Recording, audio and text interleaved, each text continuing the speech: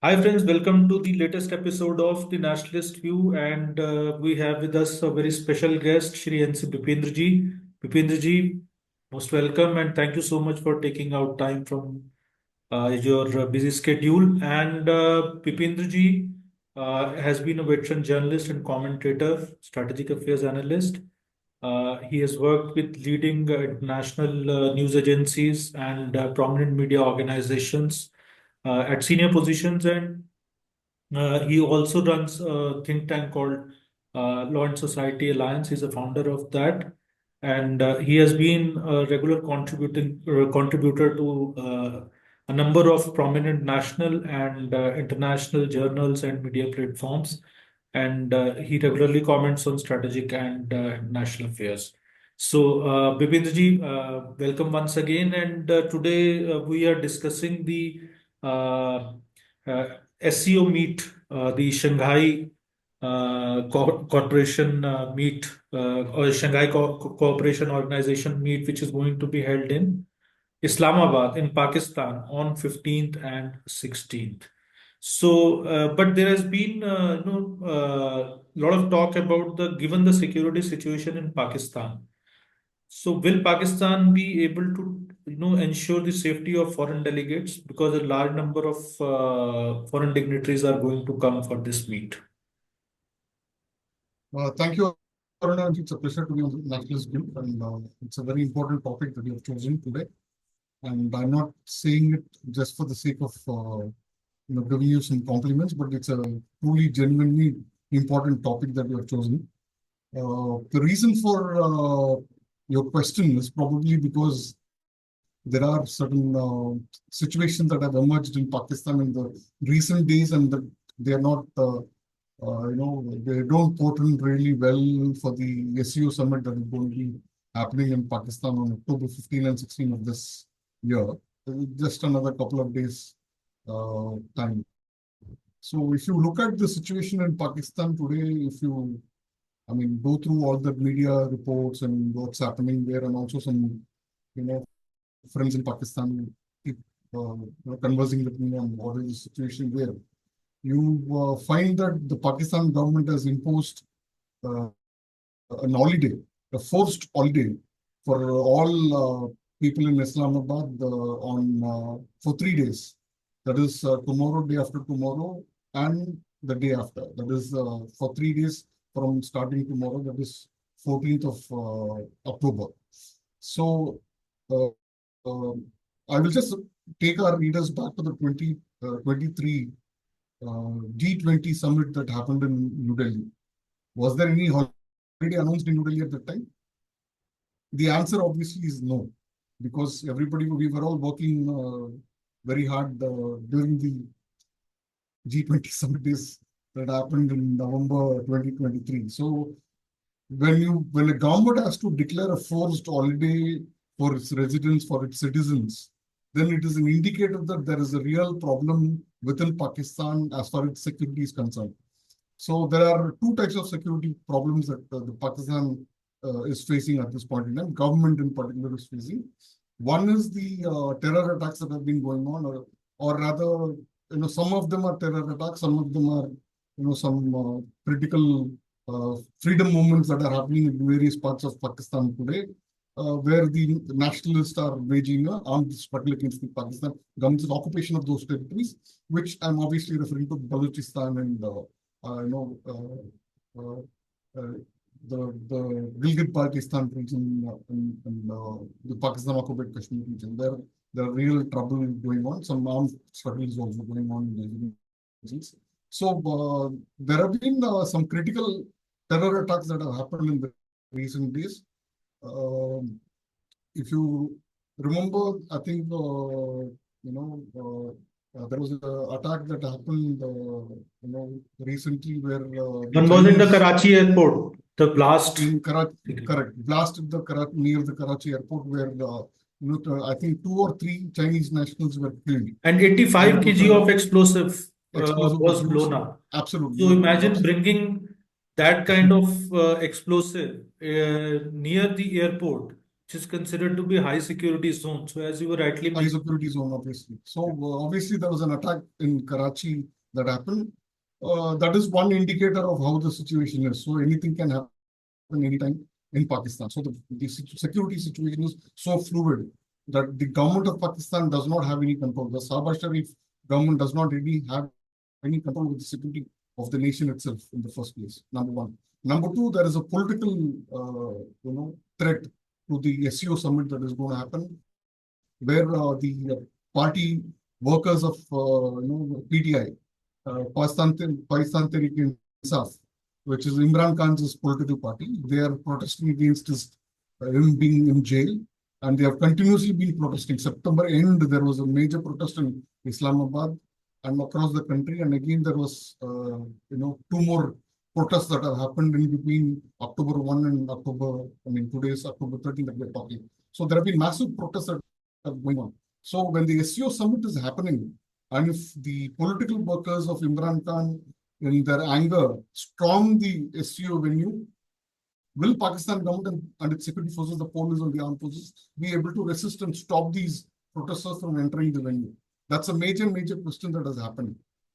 It's come up at this point in time. So if you see the range of leaders who are going to be attending, you're going to have the Chinese Premier Li Qiang, who is going to be there, and then you have this Russian Prime Minister, Mr. Mikhail Mishustin. He's also going to be there, and several other leaders are going to be there from various countries. These two are the big names. The SCO today is a 10-member organization. So you have Russia, China, and then you have these Central Asian countries, Kyrgyzstan, then Uzbekistan, Tajikistan, and all that, the Central Asian nations. And now you also have as members Iran, Pakistan, and India.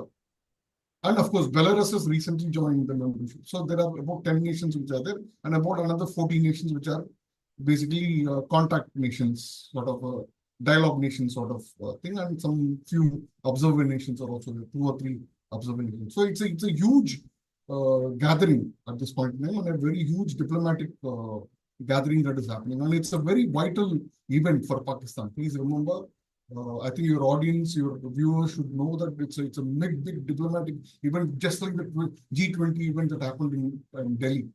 So it's basically projecting or positioning Pakistan as a major player in this regional setup that we have, which is called as the SCO, Shanghai Cooperation Organization, which was started in 2001. So it's a major event, and Pakistan and India had joined only a few years ago in SCO. They became full-time members. They were observers. They became full-time members very recently, a few years ago actually. And to establish the credibility of Pakistan as a very important player in this regional organization, this event is very important. Just like G20 was very important for India to position itself as a global leader. The Vishwamitra and the Vishwaguru, all that slogans that we heard, we have been hearing in the recent times, about India. And the Indian government is kind of making this positioning globally. So it's very important for Pakistan so you've also, but the only exception in this entire event is Prime Minister Narendra Modi. Prime Minister Narendra Modi is not going to go because of the blow-hot relationship that we have at this point. It's not blow-hot, blow-cold, it's actually blow-hot at this point in time. And it's about now, say, almost 9 years since India and Pakistan have not any concrete diplomatic engagement at all. So, surprisingly, this will be the first diplomatic engagement that India is doing with Pakistan in 9 years.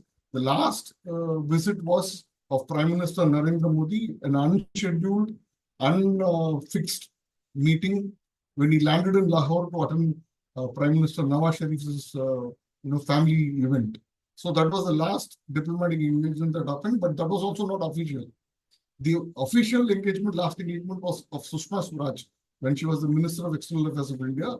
She had visited, I think, just about 10 days before Mr. Modi landed in Lahore. So you see the huge gap, and this gap happened because of the Uri terror attack in 2016 September.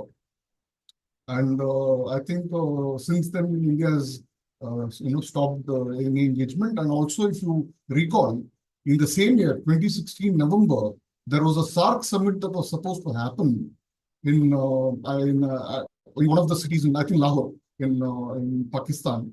But that event India boycotted, citing this terror attacks, and that there will be no dialogue or engagement, diplomatic engagement, without the terror stopping. So that was the stand that we had taken. I think we still stick to that stand. Uh, Also, SCO is very important for India because of the regional connect that we have with Central Asia. For Central Asia, we have, though there are diplomatic ties that we have, I think SCO is a very important regional outfit, and India wants to engage with all the nations. So Dr. S. Jaishankar, the Minister of External Affairs today, he will be attending this event, but this is a ministerial meeting that he will be attending. So till date, the Ministry of External Affairs has not given a word on the Council of Heads of Government of SCO meeting, where Prime Minister Modi has to attend as a representative. So that I believe we are not attending that particular the high level thing, and I think the ministerial level, Dr. Jaishankar will be attending. So it's a very important signaling and positioning that India is doing, that at the highest level we won't engage with you. And also, India has clearly said that there will be no bilateral talks with Pakistan. We'll have bilateral talks with all other nations that are participating in the SCO summit at this point. So this is a huge signaling that we are giving. And Pakistan grudgingly kind of said that, oh, no, we also don't want any diplomatic. It's a face saver sort of a statement that they made, where they look very funny and stupid, actually. So that is the kind of situation that we are facing today. And you know, I mean, I mentioned what is the current situation in Pakistan, but if you look at, I mean, it's a monologue. If you want to ask an answer, then I think I'll I ask a just question. I just wanted to ask one thing. Just from a very a layman's point of view, given the state of affairs in Pakistan, the security situation, the Mhm. decision to hold this summit there, okay, must Mhm. have been taken some time back, Yeah. and but wasn't it necessary to review this decision? Was it possible to review this decision? And do you think that this decision should have been reviewed and it should have been done at a safer place? Because there is another angle to it, which comes that Shanghai Cooperation Organization (SCO) is primarily driven by. This is a common perception. So you please clarify this for our viewers. This is primarily basically driven by China. And China and Pakistan being close ally, so holding this summit in Islamabad, even at the cost of such great security risk. So it's basically like Pakistan being propped up by its ally China. So if can comment on this. See, there is about 30 to 35 hours of time left for the SCO meeting to start. So anything can happen in between, in the sense that if the situation, there is one more attack, say somewhere near Islamabad or Rawalpindi, or which can indicate a security threat to the heads of governments and the external affairs ministers or the foreign ministers of different nations who are coming there, then it could get cancelled even in this next 24 hours. It's quite possible. That's a possibility. But if such a situation doesn't emerge in the next 24 hours, probably this event will go on, because this event has been planned not today or yesterday, but it's been planned, say, 6, 7, 8 months before. So it's a scheduled meeting. So obviously this meeting will go on, and India also hosted the SCO, where the Pakistan's foreign minister of that time, Bilawal Bhutto, had attended in Mumbai. It happened there. So so if you look at it, it's quite possible that the event will go on. There is no second opinion on this, unless there is a major security incident that happens in Pakistan. Should they have cancelled it? and held it somewhere else? I believe yes, they should have done it, because the current situation in Pakistan is not suitable for hosting so many dignitaries, so many senior government officials from various countries at this point in time. So they could have easily shifted it to China, because China, Pakistan are pretty, they are, what is the term they call, all-weather friend, or all-weather, relationship that they have. China could have easily taken on the burden of hosting it. It's just not a big deal at all for them. Or even India would have hosted it, bailing out Pakistan from this critical diplomatic situation that they will be in if there's a security threat and a terror attack or something that happens. I mean, it will become a mess for Pakistan if some incident happens. So we hope that nothing terrible happens in Pakistan in the next 24 hours, and hopefully the PTI's cadre also stays home at this point in time.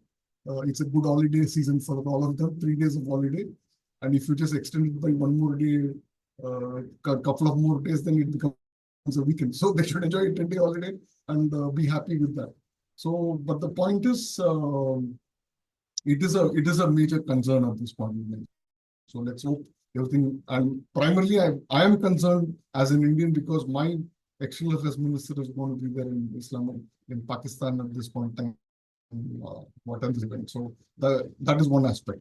The China being the primary driver of SCO, probably initial years, yes, it was so, but now with the Russian participation, greater participation in SCO, with India joining SCO, I think that situation is slowly changing. Essentially, this SCO was created to China to get a foothold and in a firm place in Central Asia. That was the aim behind doing this. But I think now the situation has changed, because India is also, I won't call it as an emerging power, or probably a power which is at a stage where it can become a superpower. So it's kind of in such a position. And a lot of people don't agree to this idea that India could become a superpower. All those naysayers are still around in India today, but I believe India has a great chance of becoming a superpower in the next few years. So for that reason, I believe the SCOs is China dominance, I would say, has slightly diminished. But of course, they do have a very important role to play even today.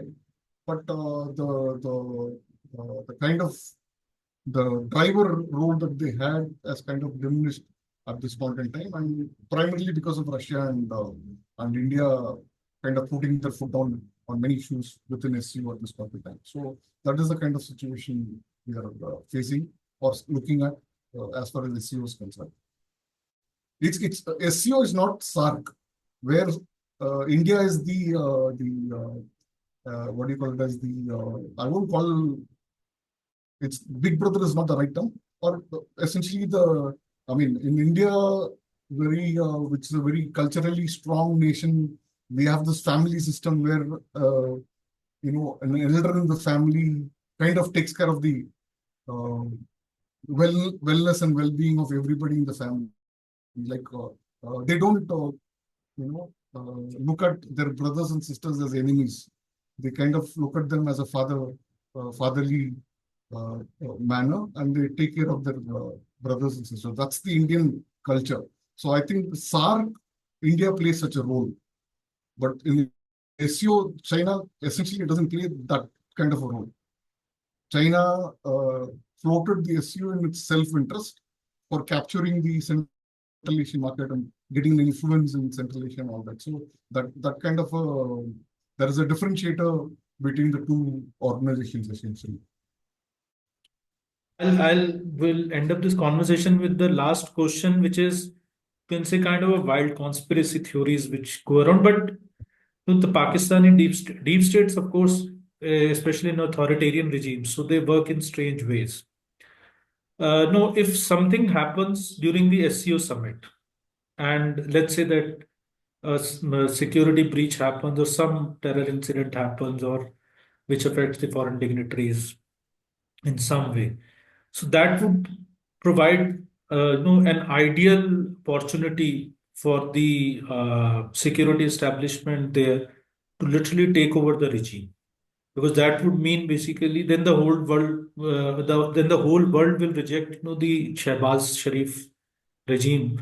So they are politically, they are puppets, but still. And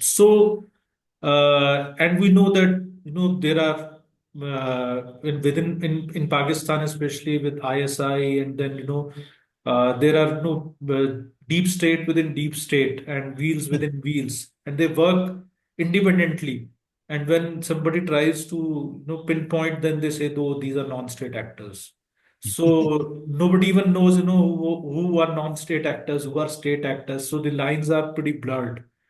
So given, and because this will also provide an opportunity for the military to crush, the freedom movement of Balochis, the freedom movement in Sindh, the Pashtun movement. If any such thing happens, so they can directly take over, as even probably the West would want that the military should directly, take over. And or whether they want it or not, there will be a situation will be created, and then they will also get a mandate to crush the all the, and they can put the blame on any of these groups. So how do you see this possibility? Yeah, I think I mean, you're absolutely right. That kind of a situation may emerge. I agree with you on that. But my only point is at this point in time, we find the current Sharif government, Shahbaz Sharif government, playing a ball along with the military. So I think they don't have a problem with this existing government at this point in time. Tomorrow, what will happen, we don't know. I think in one of our episodes, we have discussed this, whether how long will the Shahbaz Sharif government last, and will there be a military coup at some point in time? I think we discussed this earlier, but that situation, at this point, doesn't seem to be likely. Even if there is an attack, probably the military establishment will.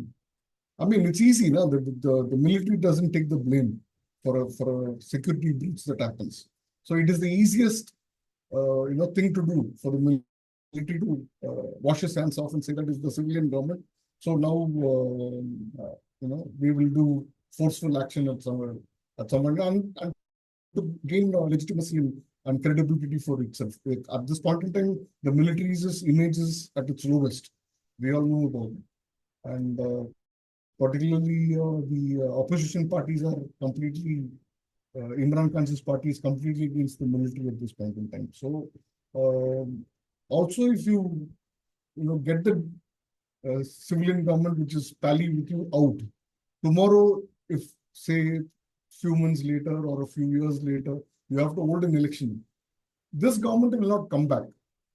Obviously, you're giving an opportunity to the Pakistan Tehreek-e-Insaf to come back to power at a later stage, which is again a major headache. You found what, I mean, we have discussed this Pakistan elections also on Nationalist View earlier, where you find a lot of independents who who owed their allegiance or to PTI, Imran Khan's party, winning the election in maximum number of seats.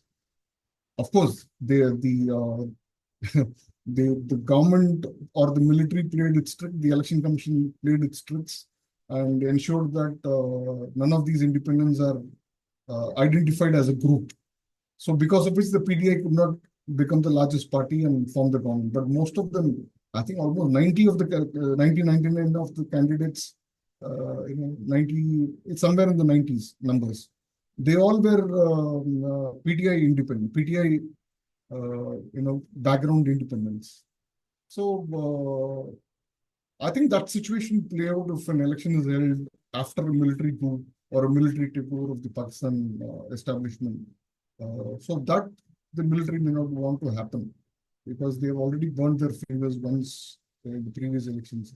So that may not be the case at this point in time.